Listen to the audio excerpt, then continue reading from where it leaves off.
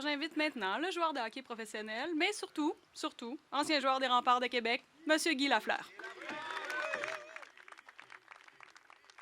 Des dizaines de partisans et journalistes se sont déplacés au pavillon de la jeunesse, tout juste à côté du centre Vidéotron, pour venir assister au dévoilement de la nouvelle statue de bronze honorant le passage de Guy Lafleur avec les remparts de Québec.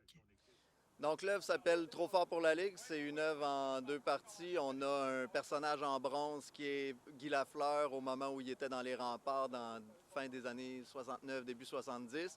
Puis ben, à cette époque-là, l'équipe avait été bâtie autour de lui comme vedette parce qu'il était juste le meilleur joueur qu'il y avait.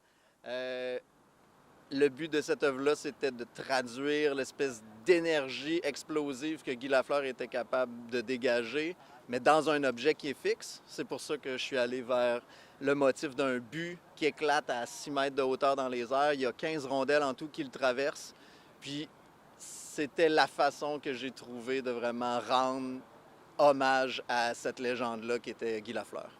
Celui qui a été nommé le plus grand joueur ayant joué dans la LHMQ a visiblement apprécié le travail de l'artiste et il n'a pas manqué, une fois de plus, de remercier tous ceux qui l'ont aidé à atteindre les plus hauts niveaux. C'est extraordinaire. C'est extraordinaire de retrouver différents,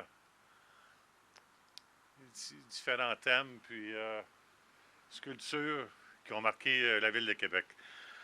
Pour moi, c'est un grand honneur d'être ici. Puis j'aimerais remercier en premier lieu mes coéquipiers. Je pense qu'ils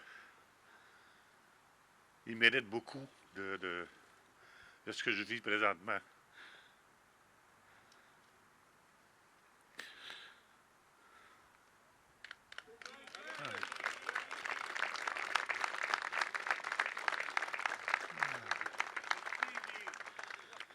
Ouais, c'est pas facile. c'est pas. C'est.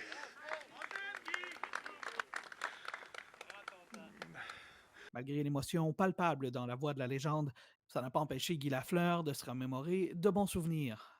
L'ambiance qu'il y avait à cette époque-là, l'engouement des gens de venir voir un match de hockey, c'était extraordinaire. C'était extraordinaire. On avait, je dirais, de 12 à 15 autobus qui nous suivaient partout à travers la Ligue. C'était. Les gens ils venaient au Colisée, puis couchaient là le soir pour avoir des billets. Puis pour nous autres, mais les remparts, c'était une fierté. Une fierté qui était vraiment importante pour nous, puis d'appartenance. Puis moi, je souhaite à tous les jeunes de connaître ça. C'est de plus en plus difficile aujourd'hui, mais quand même, de connaître ce que c'est d'avoir ce feeling-là. Lors de ce même événement, on a également annoncé l'apparition d'un livre sur les années de Guy Lafleur à Québec. C'est Marc Durand qui a rédigé l'œuvre. Et jamais 203, dit-on, une troisième annonce a suivi puisqu'on a montré pour une première fois au public une statue à l'effigie de l'ancien joueur des Nordiques, mais également des Remparts de Québec, Réal Cloutier. C'est avec un immense plaisir et beaucoup d'émotion que je suis ici ce matin pour le dévoilement de la statue en mon honneur. En terminant, rappelons que la LHMQ va retirer le numéro 4 de Guy Lafleur. Ça se passera le 28 octobre au Centre Vidéotron.